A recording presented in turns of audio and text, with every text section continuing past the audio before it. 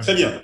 Merci vraiment Merci pour à tous et à tous. Nous allons entamer notre quatrième et dernier panel, et non des moindres. Nous avons l'honneur de bénéficier de la présence de trois éminents représentants de l'université de Fianarantsoa à Madagascar.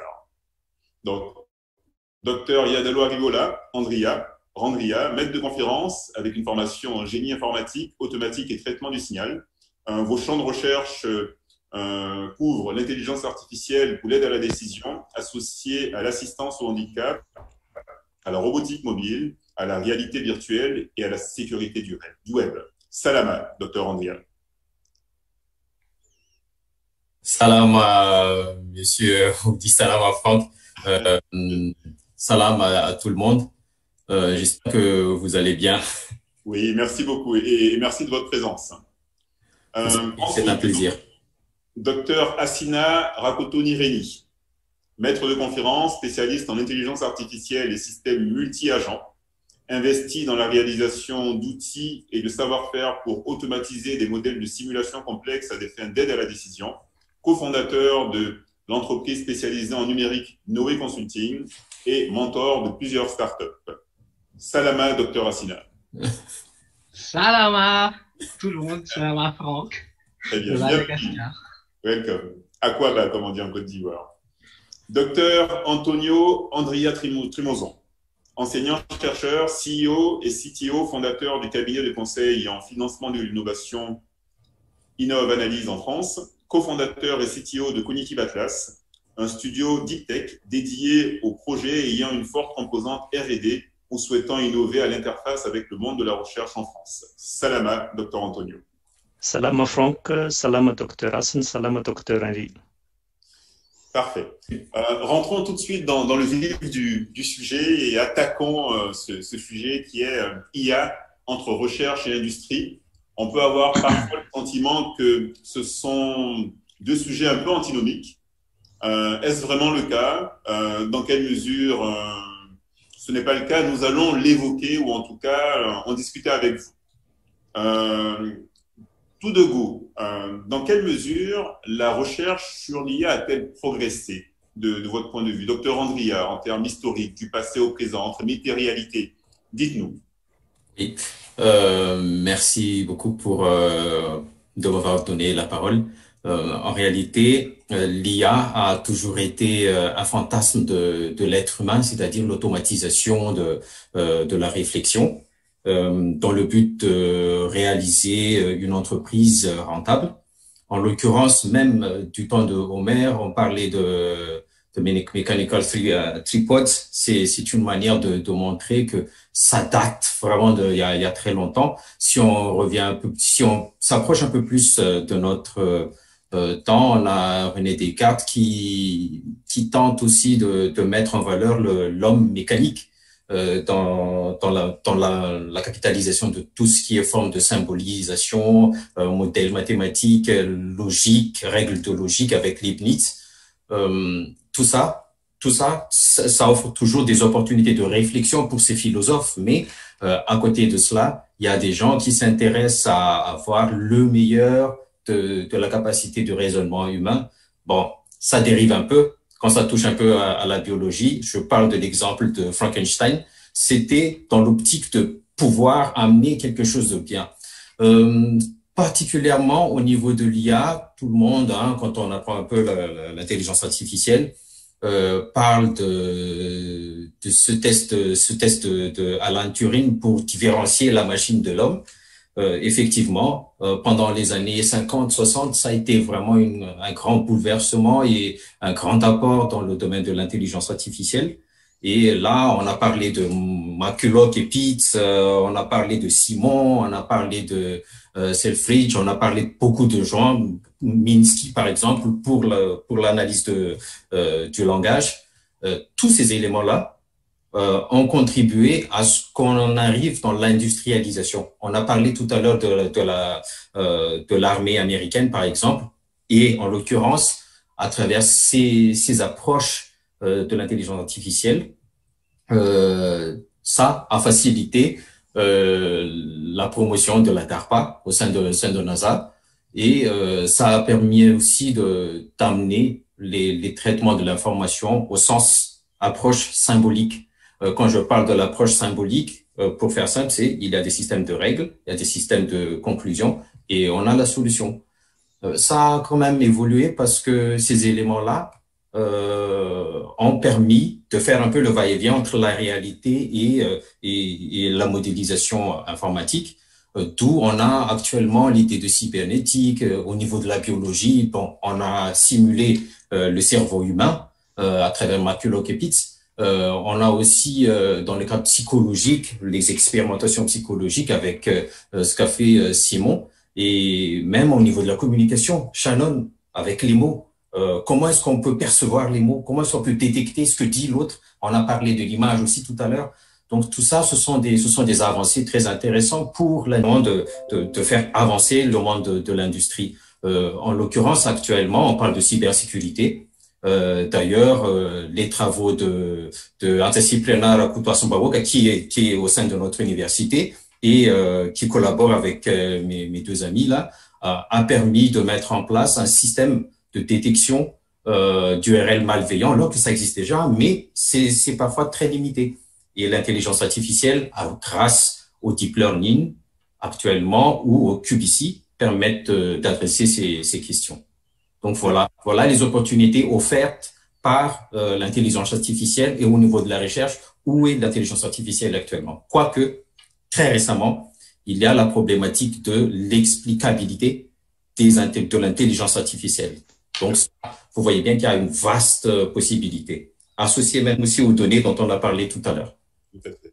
Voilà. Merci, Dr Andria, pour cette historique de l'évolution de l'intelligence artificielle, finalement, du Moyen-Âge, en passant par le siècle des Lumières, jusqu'à nos jours. Très bien. Dr Antonio, est-ce que vous souhaitez réagir un peu sur cette question en une minute, très rapidement? Oui, je voulais juste souligner aussi que malgré les avancées de la technologie IA actuellement, que ce soit dans la recherche ou même dans l'industrie, au fait, c'est que il ne faut pas oublier que, parce qu'on est on parle de progression, il ne faut pas oublier que même si on parle de progression, certaines techniques sont encore largement utilisées à l'heure actuelle, au fait. Par exemple, les problèmes de régression linéaire, les problèmes d'analyse discriminante de Fisher, la régression logistique, les arbres de décision, en fait, tout ça, ce sont des techniques, des technologies qui sont encore fondamentales dans la recherche et qui sont encore très utilisées dans l'industrie aussi. Et par exemple, on parle de data tout le temps, de big data. La notion de data mining, par exemple, c'était apparu vers les années 1990, où on a commencé au fait à exploiter les données toujours de plus en plus massives. Et tout ça au fait que il est vrai que depuis 2010 à peu près, on a eu un certain engouement dans l'intelligence artificielle, les deep learning, le machine learning. Mais il ne faut pas oublier qu'il y a aussi ce que Dr Yadalor Fularandi a dit tout à l'heure, il y a aussi les IA symboliques, ou qu'on appelle aussi les COFAI ou les Good Old Fashioned AI, au fait, qui gèrent le raisonnement et la logique, et qui sont par exemple les moteurs de règles, les systèmes experts, et aussi comment rendre au fait explicable la logique qui peut être décortiquée. Et il y a aussi donc les IA connexionnistes, actuellement qu'on rencontre souvent, donc qui est incarné donc par le machine learning, le deep learning, les réseaux de neurones qui s'entraînent à partir de données et sont des approches probabilistes très efficaces, mais certes moins faciles à expliquer.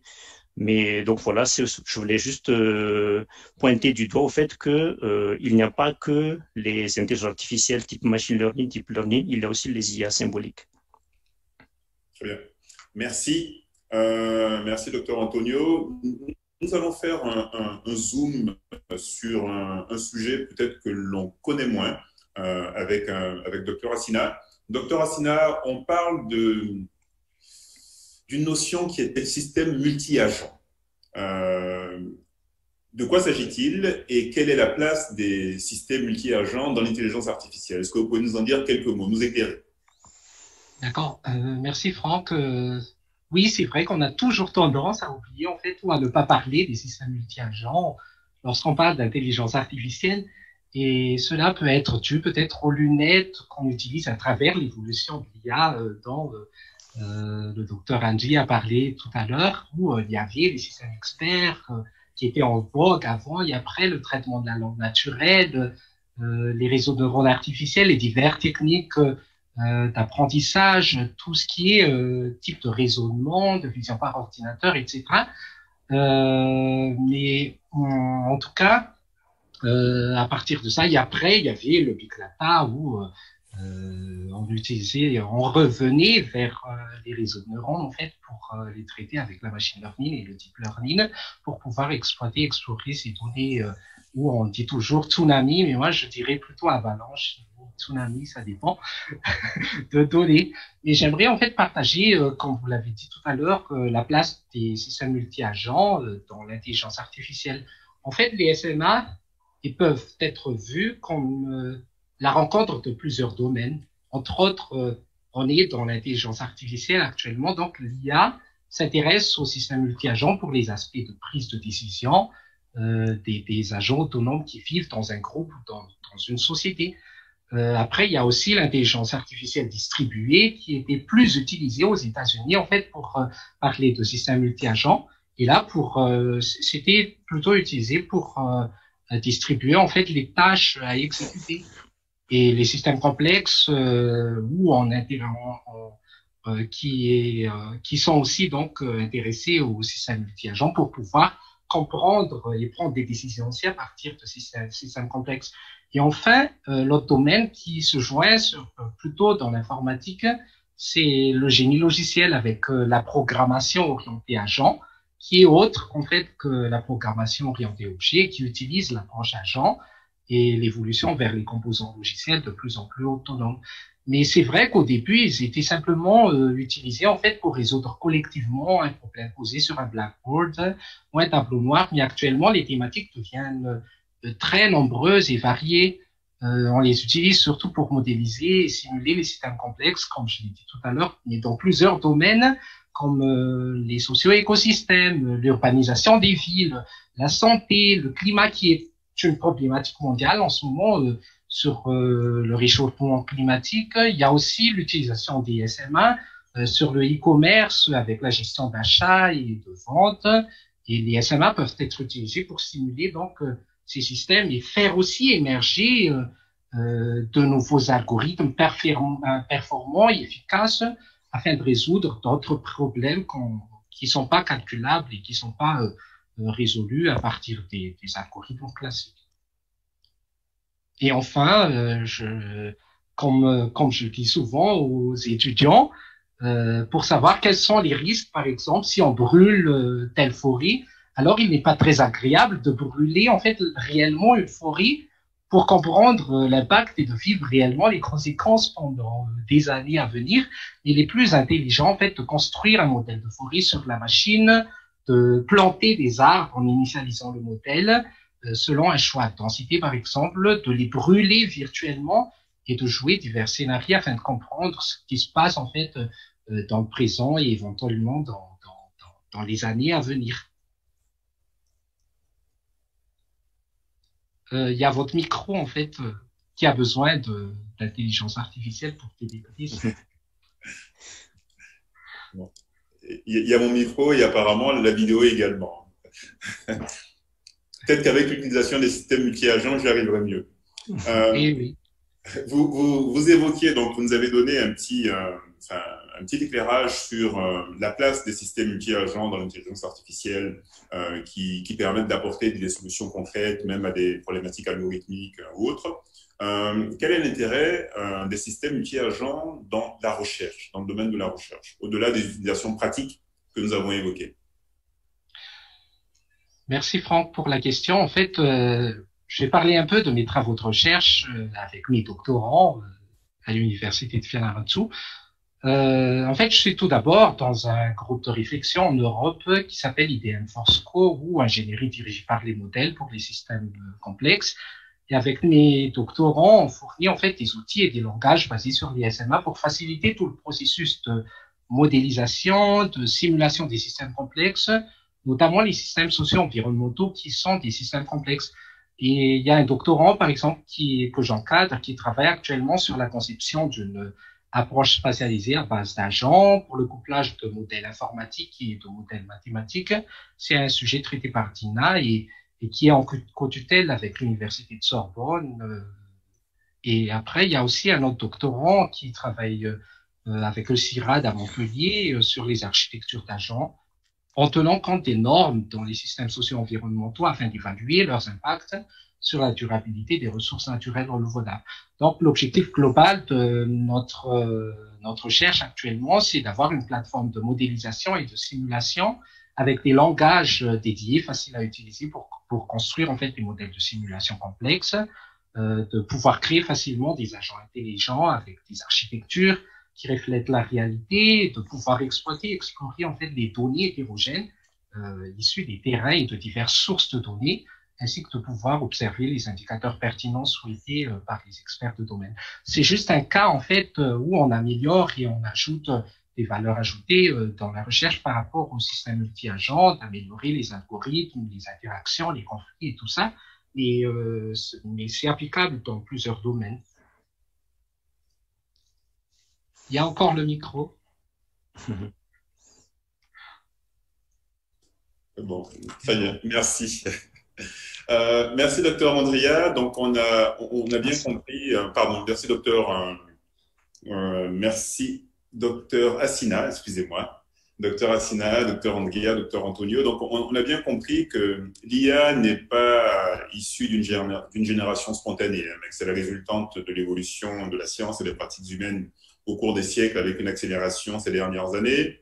Nous nous sommes fait tirer les oreilles par le docteur Assina car nous ne parlons pas suffisamment de SMA, le système multi-agent, qui sont des systèmes composés d'un ensemble d'agents, ça peut être un processus, un robot, un être humain, etc., qui permettent d'apporter des solutions efficaces dans différents domaines de l'intelligence artificielle, aussi bien dans la recherche que dans l'industrie. Et vous nous avez évoqué vos travaux de recherche avec un certain nombre de doctorants sur le sujet en vue de mettre en place une plateforme qui permettra de faire évoluer la question. Une fois qu'on a évoqué ces éléments, faisons un focus peut-être sur sur le cœur de notre panel, à savoir un focus sur l'industrie au niveau de l'IA versus l'IA au niveau de la recherche et les impacts réciproques qu'ont l'industrie et la recherche sur l'évolution du sujet de l'IA. Questionnement et pistes. Docteur Antonio, qu'est-ce que vous pourriez nous dire sur le sujet? Merci Franck. Bon, ce matin, j'ai regardé les derniers chiffres au fait d'une étude très récente sur les impacts de l'IA dans l'industrie, notamment par Xerfi au fait. Donc, par exemple, on sait aujourd'hui que les secteurs qui sont les plus impactés par l'intelligence artificielle, eh bien, c'est les télécoms et les technologies qui occupent largement 60% donc le secteur de l'intelligence artificielle. Ensuite, arrive très vite, au fait, la santé à plus de 50%, et ensuite les services financiers et les industries manufacturières, et en queue de peloton, on a au fait l'environnement et le gouvernement et l'éducation et la recherche.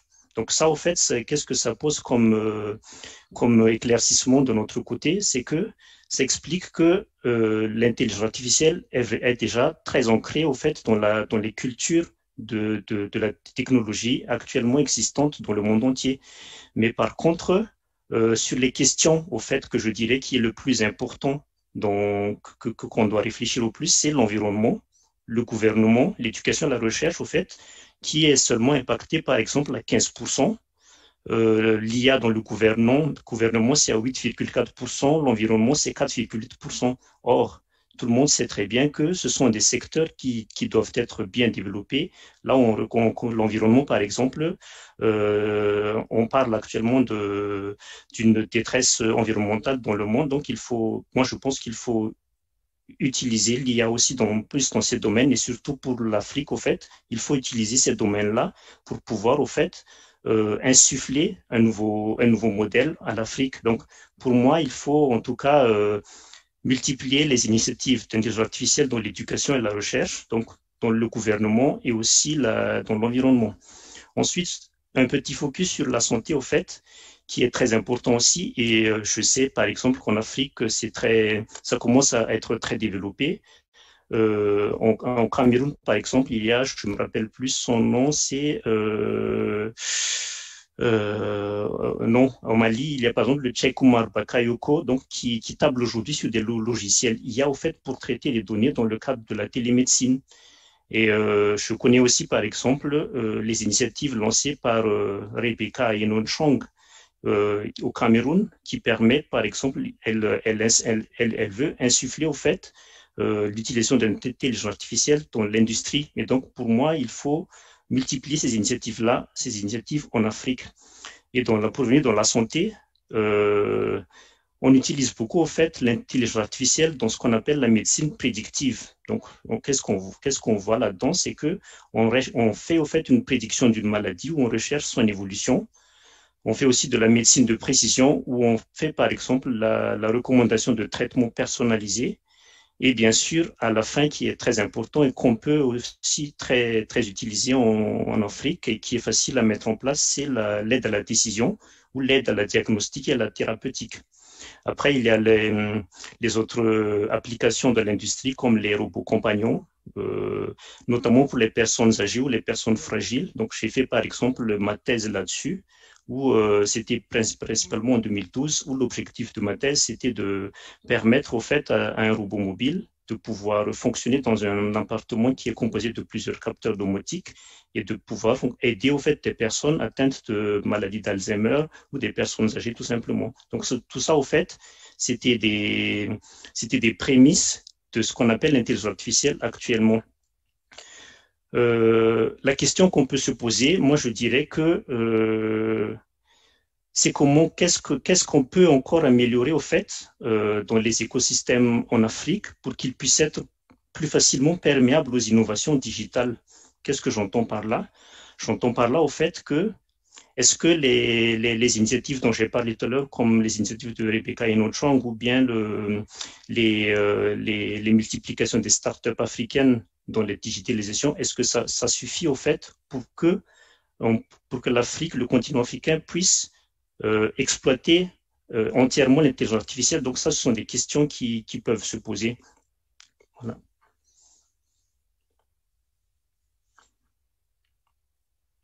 Votre micro est encore coupé. Vous savez, finalement, je suis tellement dans l'échange en direct que j'oublie. Voilà. Donc, merci, docteur Antonio. Vous nous avez interpellé en nous donnant des chiffres qui sont assez édifiants sur le fait notamment que l'intelligence artificielle, finalement, est très utilisée dans le domaine des télécoms, dans la santé, dans l'industrie, mais très peu ou insuffisamment dans le domaine de l'environnement, du gouvernement ou de la gouvernance et dans celui de la recherche et de l'éducation. Donc, ça pose la question, en gros, des priorités que nous avons. Et là, vous évoquiez effectivement la manière dont l'approche de l'intelligence artificielle au niveau de l'industrie drive la recherche, puisque finalement, on est sur une logique où on cherche à faire du bénéfice, et comme on cherche à faire du bénéfice, on cherche les meilleurs débouchés et on pousse la recherche vers ce qui nous intéresse et ce qui pourrait rapporter concrètement. Et cette problématique des priorités, donc avec le gouvernement, l'environnement, la recherche et l'éducation, pose la question sur laquelle, dont va nous entretenir sans doute le docteur Angria, le docteur Assina, concernant la capacité qu'a la recherche finalement à driver un peu ces questions et influencer l'industrie. Donc, dans le cadre d'un rapport un peu inversé. Docteur Ancina, est-ce que la cause est perdue ou est-ce qu'il y a de l'espoir à avoir? Dites-nous. D'accord. Globalement, et depuis toujours, en fait, par définition, l'intelligence artificielle vise à simuler l'intelligence humaine. Ça, donc, c'est l'objectif fondamental, c'est-à-dire qu'elle a pour objectif de rendre la machine plus autonome et plus proche du raisonnement humain. Cependant, la génération actuelle tend à aller un peu plus loin, en fait, par rapport à cette vision-là. Par exemple, on parle plus de dataïsme, où la donnée est au cœur de la prise de décision et les algorithmes implémentés dépassent vraiment largement les compétences et les capacités humaines. Il y a aussi, on a parlé tout à l'heure lors des autres panels sur cette intelligence artificielle. Il y a le transhumanisme pour améliorer les conditions physiques de l'homme. On parle aussi d'homme augmenté, de retarder en fait le vieillissement de l'homme et même de le rendre immortel. Donc la recherche prend un peu la place de Dieu dans cette histoire. Ce que je veux vous raconter là, en fait, c'est pas de la fiction, c'est une tendance et c'est un projet de biotechnologie qui s'appelle Calico, qu'on connaît tous, qui a été initialisé par Google en 2013, sans parler d'humanoïdes, de téléportation virtuelle, d'exploration en fait des autres planètes, notamment le planète Mars, etc. Mais après, je pense qu'il faut distinguer le focus recherche sur l'IA et les impacts sur les industries des pays avancés, tout ce que je viens de dire tout à l'heure, et ceux des pays en développement, en Afrique par exemple. Il ne faut pas faire du copier-coller, que les gens ont fait ça et nous aussi on va faire ça. Il faut toujours contextualiser la recherche dans le temps et dans l'espace.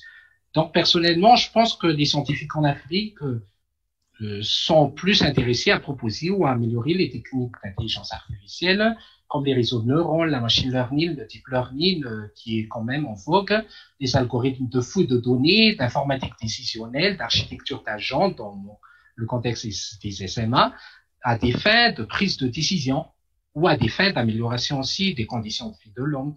À travers ces recherches, je pense que les impacts peuvent être nombreux dans tous les secteurs que le docteur Antonio parlait tout à l'heure. D'abord, les résultats sont utilisés pour comprendre les systèmes réels, le cerveau humain, par exemple, mais on peut aussi aller plus loin comme la compréhension des systèmes agricoles, l'exploitation des diverses filières comme le litchi à Madagascar, la vanille, le cacao, le riz et autres, et surtout la gestion des ressources renouvelables qui est aussi une problématique mondiale. Ensuite, il y a aussi actuellement l'industrialisation des données où la machine extrait les données brutes à travers les réseaux sociaux comme Facebook ou la téléphonie ou dans les registres publics, par exemple, et transforme, analyse ces données pour créer de nouvelles connaissances en utilisant les techniques avancées d'intelligence artificielle. Et après, ces nouvelles connaissances-là sont ensuite utilisées pour prendre des bonnes décisions, mais pour influencer aussi le choix du client et leurs besoins afin de maximiser en fait la rentabilité des entreprises, parce que là aussi c'est le focus entreprise, c'est de rentabiliser, d'avoir plus de chiffre d'affaires. Et comme je l'ai dit souvent et comme disent tout le monde, notamment les géants de ce monde, ceux qui maîtrisent les données domineront le monde. Et en parlant de business et d'industrie, ceux qui maîtrisent en fait les données domineront le monde du business. Je cite par exemple les géants du web, GAFA ou GAFAM, Google, Amazon, Facebook, Apple et Microsoft, mais plus particulièrement en parlant de l'affaire scandale de Facebook et de Cambridge Analytica, qui s'est passé en 2014, où Facebook a été sanctionné de 5 milliards de dollars d'amende pour avoir partagé des données personnelles de 87 millions d'utilisateurs de Facebook à Cambridge Analytica. Ça, c'était à des fins politiques, mais ça montre quand même la force et l'importance d'avoir accès à des données et des algorithmes avancés pour les manipuler. Donc finalement, l'utilisation, l'exploitation des résultats de recherche en IA, ces algorithmes performants contribuent énormément à connaître suffisamment donc les informations importantes sur un sujet. Très bien.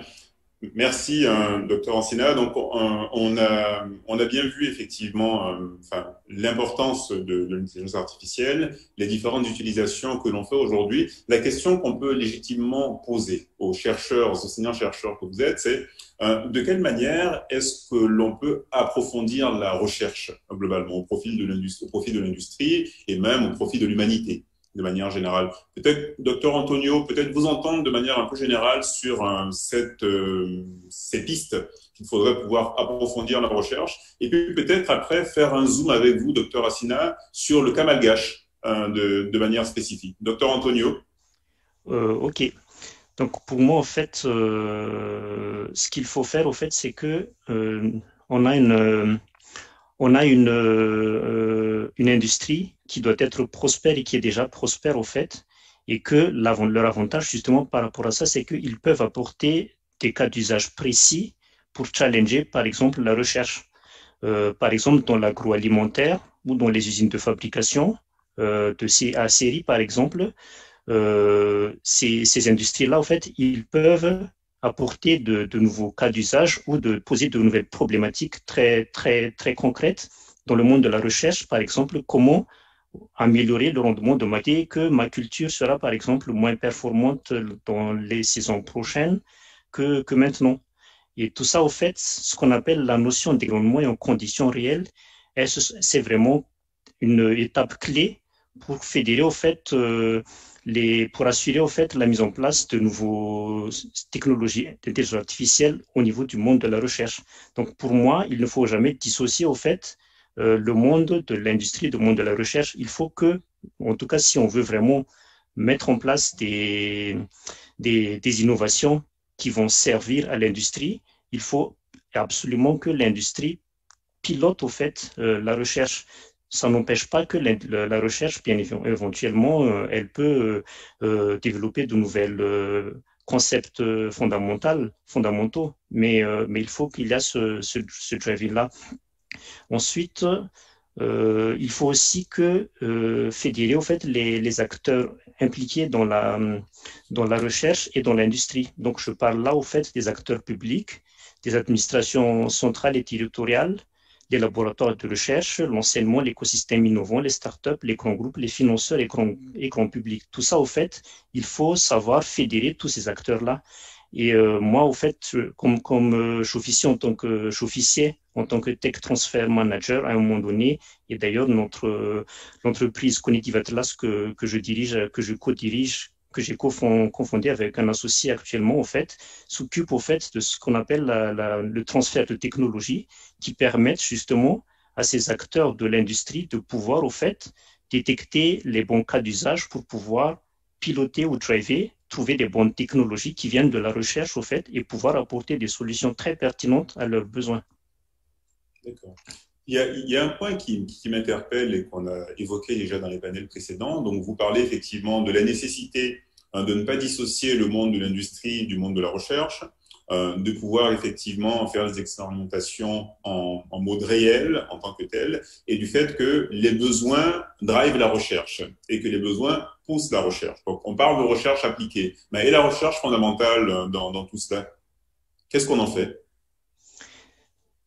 J'ai déjà mentionné ça tout à l'heure, j'ai dit que la recherche fondamentale, il ne faut pas qu'on ne le néglige pas du tout. Il faut que ça continue, en fait, de manière à être productive. Et d'ailleurs, le docteur Ranji a mentionné tout à l'heure que dans l'intelligence artificielle, il y a la problématique de l'explicabilité des intelligences artificielles qui est très problème. Donc, tout ça, au fait que ça n'a pas du tout été drivé par l'industrie, ça s'était apparu parce que c'est un problème qui est rencontré par tout le monde dans l'intelligence artificielle. Et actuellement, il y a beaucoup de chercheurs qui cherchent à développer, qui permettent, au fait, de trouver des solutions qui permettent de rendre, au fait, l'IA un peu plus explicable. D'accord, très bien. Merci, docteur Antonio. Docteur Assina, est-ce qu'on peut évoquer le cas malgache? Est-ce que vous auriez bien sûr. quelque chose à vous dire?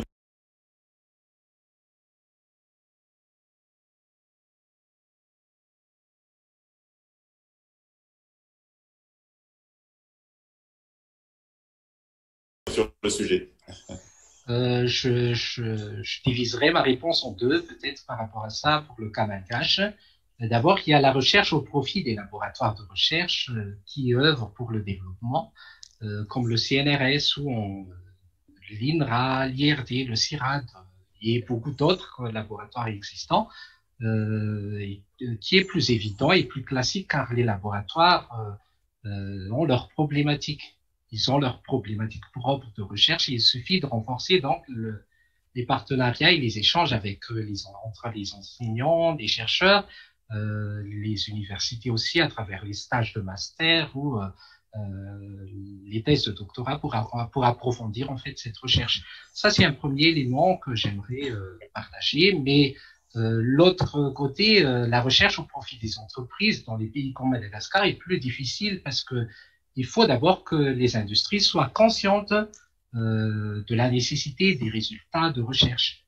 et que les chercheurs puissent au moins avoir une sorte de MVP ou de prototype, une sorte de démonstrateur pour attirer les entreprises à collaborer et que les résultats de recherche sont intéressants.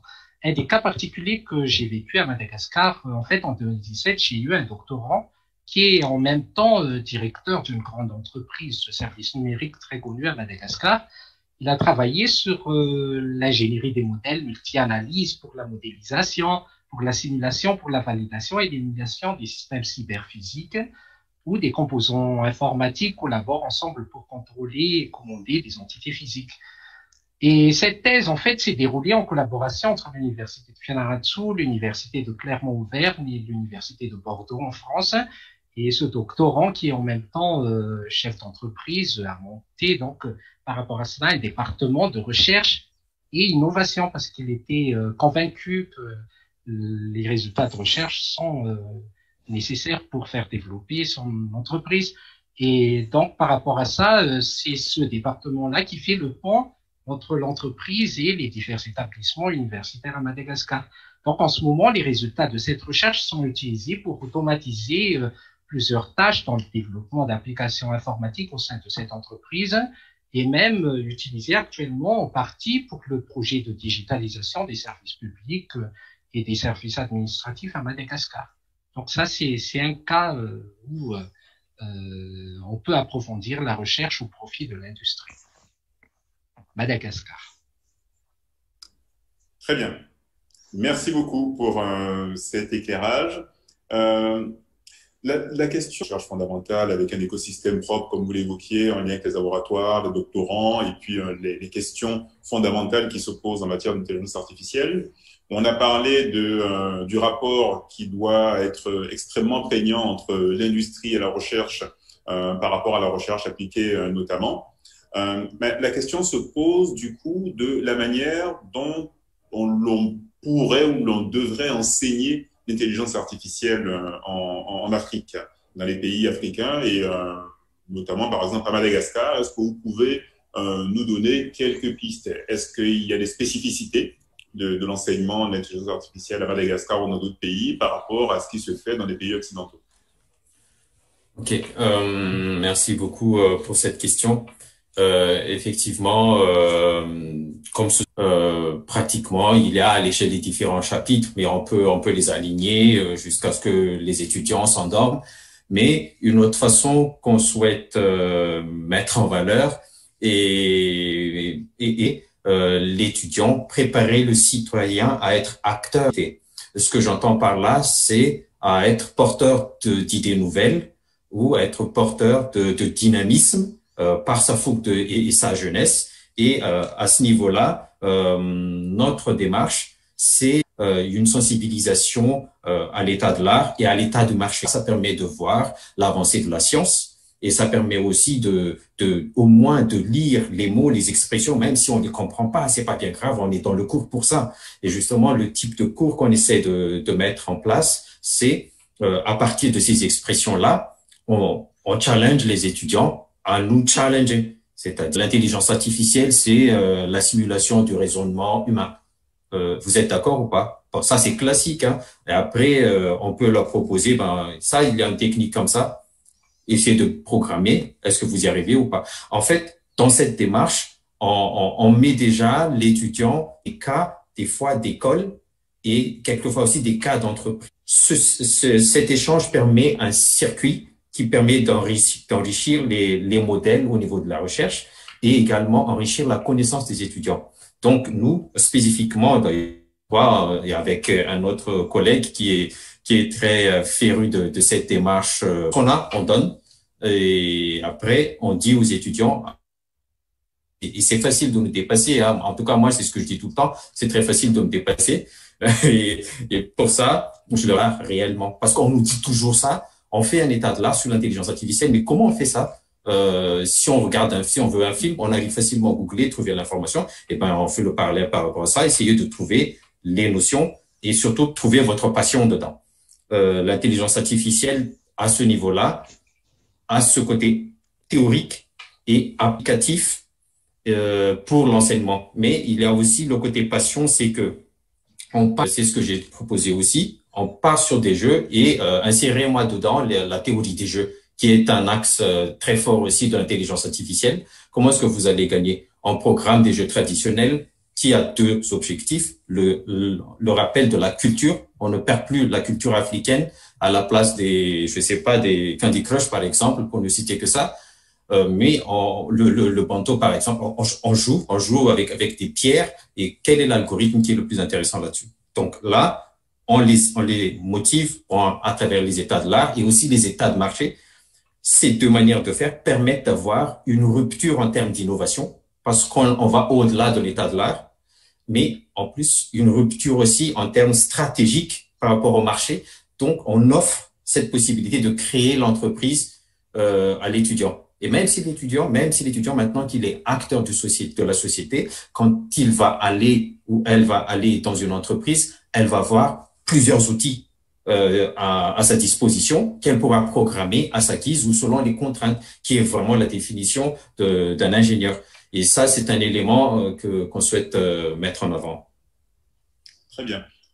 Merci, docteur Andria. Mais ça interpelle sur le fait que, effectivement, vous évoquez le fait que la méthode d'enseignement change. Ça rappelle un peu l'enseignement de la musique où avant on avait le solfège que l'on allait faire pendant 2 ou 3 ans avant de toucher à un instrument. Donc vous évoquez une approche très pragmatique de l'enseignement avec une mise en pratique. Et la question que je vous pose à tous les trois et qu'on peut avoir dans beaucoup de domaines dans nos pays, ce sont les limites en termes de matériel, en termes d'accès à certaines technologies. Est-ce que ces limites-là, pour l'intelligence artificielle, vous les ressentez, vous les vivez au quotidien à Madagascar? Je vais sauter un peu sur l'occasion, juste 1 minute.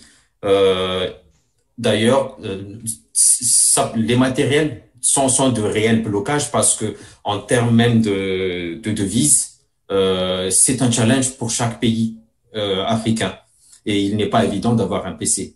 Par contre, quand on est à l'université, on a cette possibilité aussi, c'est ce qu'on essaie de promouvoir aussi. Personnellement, je participe à ça aussi, à financer les matériels pour les étudiants.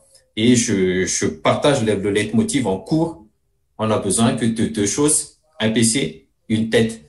Plutôt une tête et un PC. Mais chez nous, il y a un cas particulier. Il faut aussi l'électricité. Je pense que c'est le cas de cas aussi en Afrique. Voilà. Merci beaucoup. Merci, docteur Andria. Docteur Assina, je vois que vous trépignez, vous vouliez intervenir. Dites-nous. D'accord. Juste, j'aimerais ajouter par rapport à cet enseignement que le docteur Andria a parlé tout à l'heure, parce que je pense que la technologie avance à grands pas, et l'intelligence artificielle aussi. Il faut favoriser la pédagogie inversée qui apporte plus de connaissances aux étudiants et même permet aux enseignants donc de faire une veille technologique au lieu de faire des cours magistraux. Et la deuxième chose, c'est aussi donc de favoriser ces cas réels dans les cours, comme le docteur Angie a évoqué tout à l'heure. Et ça, c'est une expérience que j'ai vécue aussi parce que j'ai des étudiants en M2 en ce moment, 2 étudiants, j'espère qu'ils écoutent en ce moment, hein, coucou à tous les 2. Ils sont toujours en cours en ce moment, mais en même temps, ils sont financés aussi sur un projet d'intelligence artificielle, sur les systèmes multi-agents, sur la gouvernance de l'exploitation des crabes de mangrove au Madagascar.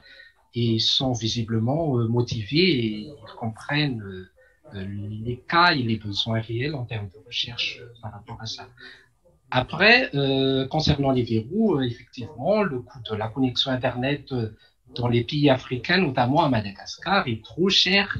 C'est 5 à 16 fois plus cher qu'en Europe. Donc, c'est pas fait pour tout le monde. Il y a vraiment une fracture numérique par rapport à ça.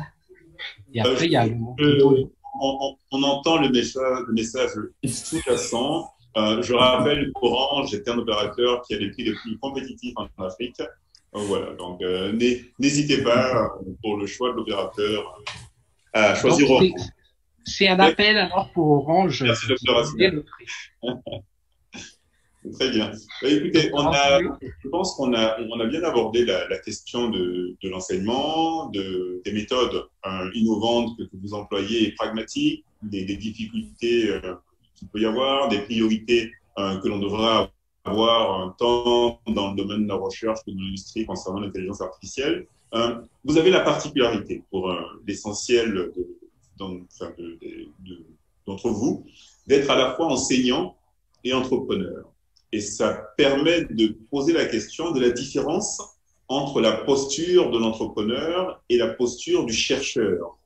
Je vous laisse peut-être, docteur Assina, introduire le sujet et nous en dire un peu plus. Est-ce qu'il n'y a pas antinomie? Est-ce qu'il n'y a pas un paradoxe? C'est vrai, c'est un choix à faire et il y a un paradoxe. Je vais être bref, tout simplement, par rapport à ça et donner la parole aux autres. Un chercheur a un premier objectif, c'est d'apporter une nouvelle connaissance ou une solution à un verrou scientifique particulier. Et par contre, un entrepreneur s'appuie toujours sur un cas d'usage et réfléchit toujours sur la rentabilité. Donc, associer ces deux choses, c'est difficile quand même. Je reste sur cette réponse. Bon, c'est un peu comme le cerveau gauche et le cerveau droit, quoi. Tout à fait, oui. Très bien. Donc, vous pouvez réagir, cas pratique, partage d'expériences concrètes sur le sujet. Oui, merci Franck, merci Dr. Hassan pour cette explication. Au fait, moi je dirais d'abord pour introduire, au fait, c'est que pour entreprendre, au fait, on peut apprendre par la lecture ou par l'expérience. Donc ça, moi j'ai cette conviction-là. Pourquoi, au fait? Parce que les deux doivent être complémentaires. Donc les livres, au fait, et le savoir formalisé permettent de gagner du temps, par exemple, pour éviter de refaire trop d'erreurs quand on fait de l'expérience, comme actuellement, comme vivent nos startups, ce qu'on dit, les startups disent faire des pivots. Mais tout ça, au fait, on peut diminuer les pivots si on a appris, on a pris les expériences des autres. Donc ça, c'est le premier constat. Ensuite, un entrepreneur, il faut qu'il s'appuie toujours sur un cas d'usage précis et partir d'une démarche par l'exemple. Donc, ça veut dire qu'il faut chercher à résoudre des problèmes, au fait, et trouver des solutions par cas d'usage et trouver, au fait, et être piloté par ce qu'on appelle piloté par les données. Donc, on appelle data-driven, au fait. Donc, ça, c'est vraiment important. Pourquoi je dis ça? Parce que on fait souvent l'erreur, au fait, actuellement, en tout cas, dans quelques cas d'expérience que j'ai pu rencontrer, c'est qu'il y a pas mal d'entrepreneurs, au fait, qui veulent tout de suite avoir le produit idéal, au fait. Donc, moi, je suis un expert dans les services financiers, par exemple. Eh bien, moi, je vais créer l'intelligence artificielle qui va, au fait, permettre d'optimiser mon service financier. Et je vais partir from scratch pour pouvoir développer toute l'application et je ne vais rendre sur le marché le produit que quand elle est finie. Ça, au fait, c'est vraiment une erreur qui incite tout de suite qu'il faut tout corriger tout de suite. Au fait, il faut toujours faire ce qu'on appelle une démarche incrémentale. Donc, moi, je raisonne comme ça, où on raisonne plus en termes de valeur ajoutée, c'est-à-dire que, est-ce que dans mon cas actuel, est-ce que j'ai vraiment besoin d'une intelligence artificielle? Donc, si je n'ai pas besoin, si les algorithmes de régression linéaire ou les algorithmes de clustering suffisent, je n'ai pas besoin de faire de la deep learning ou de développer de nouvelles algorithmes de réseau de neurones artificiels. Donc, il faut être très, très pragmatique et fonctionner de manière incrémentale, au fait. Ensuite, ce que j'aimerais dire aussi par rapport à ça, c'est que il faut en fait s'assurer que la technologie qu'on apporte, les chercheurs parlent souvent de TRL ou Technology Readiness Level, mais pour les entrepreneurs, au fait, ils parlent surtout on peut parler de IRL, au fait, ou Investment Readiness Level, qui vise au fait à bien chercher la valeur ajoutée que permet une intelligence artificielle, par exemple, dans mon business, avant de s'y lancer. Donc, tout ça, au fait, ce sont des postures qu'un entrepreneur doit avoir. Moi, dans mon cas précis, donc, chez Cognitive Atlas, par exemple, on n'a pas forcément pour le moment de technologie IA appliquée, mais par contre, on accompagne beaucoup d'entrepreneurs à mettre au fait des briques d'intelligence artificielle dans leur technologie. Dans ce contexte-là, par exemple, actuellement, on intègre au fait un stagiaire de Madagascar dans de l'IMIT qui permet pour pouvoir, par exemple, adresser ce type de cas d'usage d'IA où on cherche au fait à développer une solution applicative qui permet de monitorer les activités psychologiques d'une personne à partir d'une application mobile. Donc, comment en est-on arrivé là? On n'était pas tout de suite allé pour pouvoir essayer de chercher la solution efficace. On est d'abord parti d'une application classique qui permet de collecter les datas. Parce que pour pouvoir faire de l'IA, il faut d'abord collecter les données. Ensuite, on peut tout de suite vendre cette solution ou attendre un peu. Et c'est uniquement après cela qu'on réfléchit bien au modèle de business qu'on doit mettre en place pour pouvoir adresser plus de connaissances ou plus de services à cette application mobile-là. Et à partir de là, au fait, c'est là où on intègre, au fait, c'est uniquement là qu'on peut intégrer une intelligence artificielle. Donc, aller de manière incrémentale et pouvoir réfléchir à être data-driven ou piloté par les data, par les données quand on fonctionne. Il ne faut pas vouloir l'intelligence artificielle à tout prix. Donc, on n'a pas besoin d'une fusée pour se rendre dans Tananarivo. Tout à fait, oui. Voilà, lorsque vous souhaiterez vous rendre sur Mars, ce sera utile. Exactement. Vous évoquiez ces processus-là, mais ça fait bien le lien avec un sujet qui paraît intéressant et je pense qui intéresse beaucoup des personnes qui suivent ces panels. Quels sont les prérequis pour une start-up africaine avant de se lancer dans l'intelligence artificielle de manière efficace? Comment faut-il procéder? Voilà. Ok. Précaution d'usage. Ok. Bon, pour moi, donc, je renforce encore l'idée tout à l'heure, c'est commencer d'abord par réfléchir à ce que l'IA peut apporter à mon entreprise. Donc, si je donne notre cas d'exemple, c'est avant de faire un IA, par exemple, dans le e-commerce, donc développer d'abord la plateforme e-commerce, ensuite collecter des données. Une fois que les données soient collectées, réfléchir à partir des expériences clients, comment, en fait, améliorer l'expérience client en rajoutant, par exemple, est-ce qu'un chatbot peut suffire ou il faut faire d'autres algos, par exemple, pour faire des apprentissages des comportements clients. Donc ça, c'est très important. Ensuite, on sait aussi, par exemple, que l'intelligence artificielle repose moins sur les algorithmes que sur l'exploitation des données. Donc, il faut que les entreprises africaines investissent beaucoup dans la collecte de données. Ça ne suffit pas au fait de partir seulement des open data ou des données qu'on retrouve dans la littérature scientifique uniquement pour pouvoir développer son propre business. Il faut collecter ses propres données et ça, je le dis fortement et j'ai vu quelques interventions des panels précédents, ils renforcent aussi, ils martèlent aussi ce point. Si l'Afrique ne veut pas être au fait spectateur seulement de l'intelligence artificielle, il faut que les startups africaines, les industries africaines, le gouvernement de tous les pays africains, en fait, investissent dans l'infrastructure de gestion des données. Au fait, il faut qu'on collecte nous-mêmes nos propres données. Il ne faut pas qu'on dépende seulement des GAFA, au fait, et qu'on soit juste consommateur des services rendus par les GAFA. Donc, qu'est-ce que ça implique? Ça implique qu'il est nécessaire de partir donc sur un cas d'usage précis, définir le périmètre d'un projet avant qu'il soit bien circonscrit, sur lequel, au fait, on peut démontrer qu'il y a un impact positif.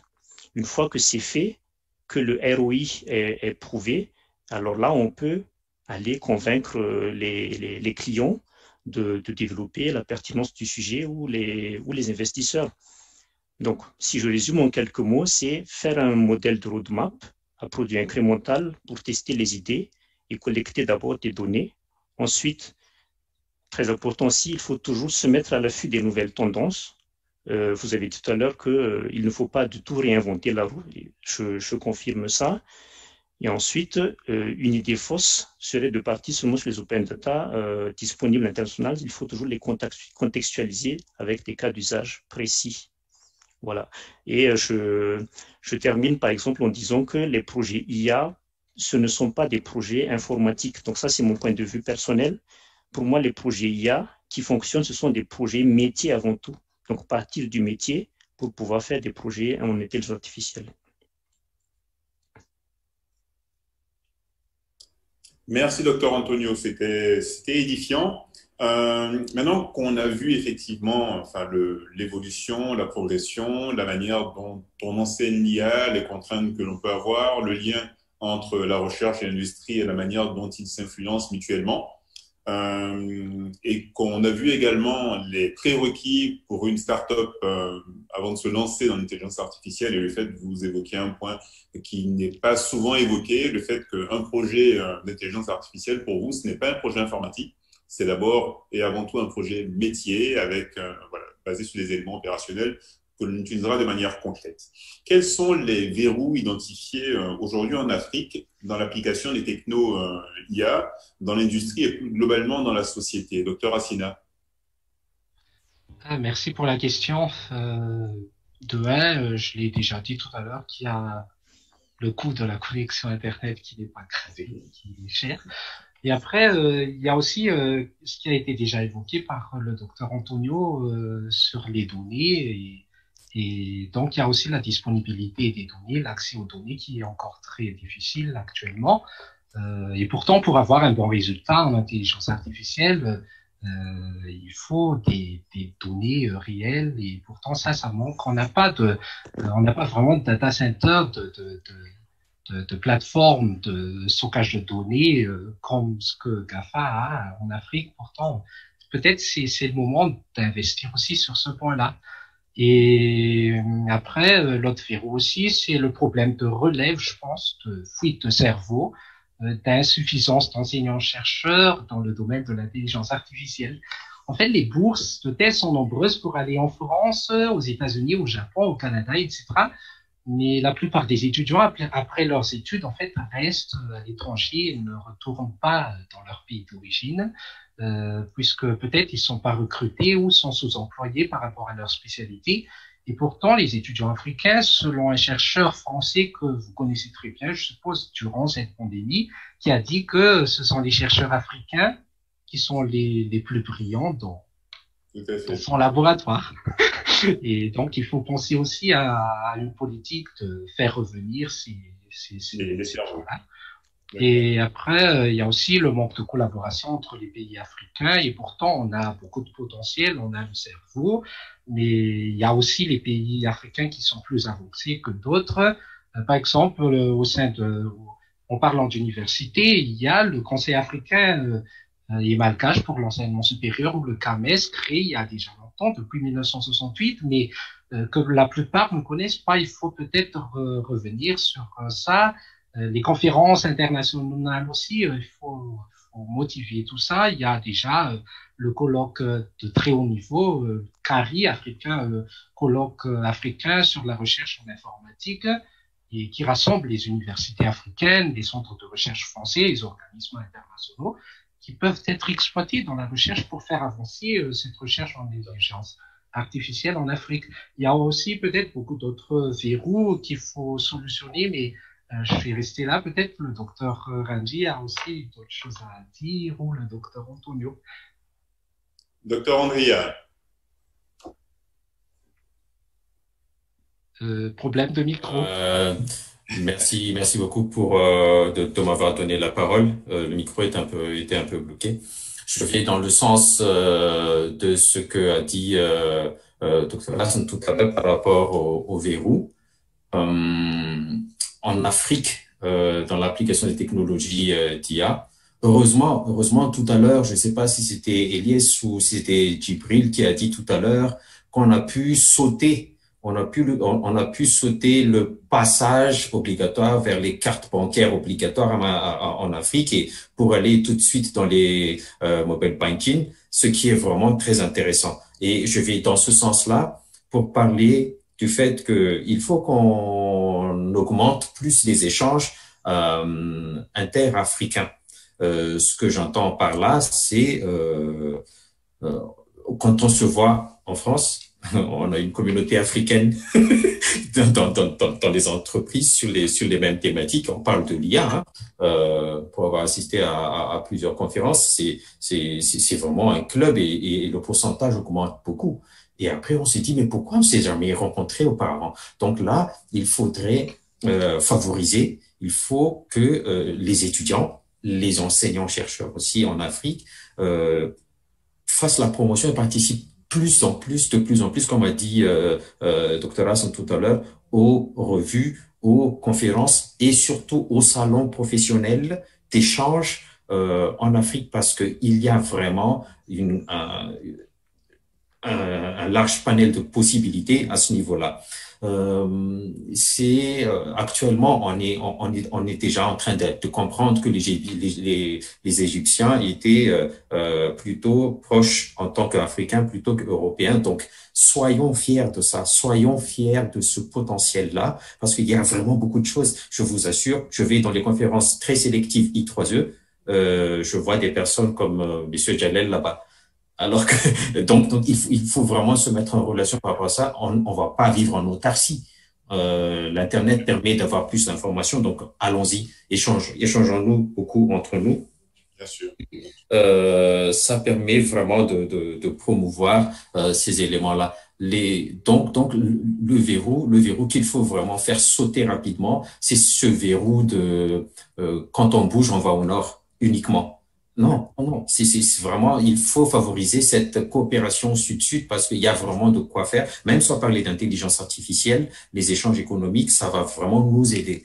Et l'exigence de la qualité, heureusement, l'Afrique dispose de plusieurs milliardaires maintenant, en euros, en dollars, donc ça va, il y a moyen de le faire. Très bien. Merci, docteur Andria. Il est 13h15 en heure GMT, 14h15 en UTC plus une heure. Je pense que nous avons tenu globalement le timing. On a commencé avec un quart d'heure de retard, on finit avec un quart d'heure de retard. Donc, nous avons épuisé, optimisé nos 4 heures.